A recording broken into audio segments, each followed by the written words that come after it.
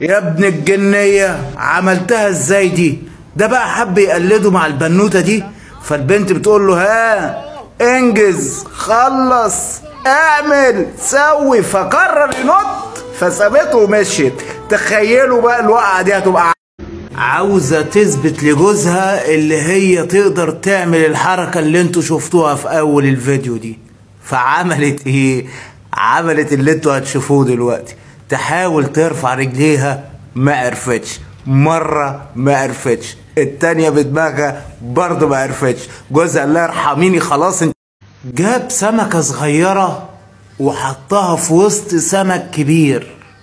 بصوا السمك الكبير هيعمل ايه؟ مش هيديلها فرصة تقعد حتى دقيقة. هو كده الكبير بياكل الصغير، حتى في السمك حتى في اي حاجة، ولا ايه رأيكم؟ قررت تفتح ليهم الباب، فالبط قال لك انا رايح فين؟ انا راجع تاني، وهوب دخل. بشر خارقون للطبيعة. ده حدف الكورة بعد ما ملاها مية ونشلها صح ونزلها. شوف كام كاميرا بتصور الكورة وهي نازلة، بس ما علينا. شوف هتنزل على التمثال ده فرتكته على الاخر ولا ايه؟ ما انا مش هتجنن لوحدي. ده ايه؟ مشمع اهو، مشمع عادي. بص بقى اللي هينزل منه حاجة غريبة.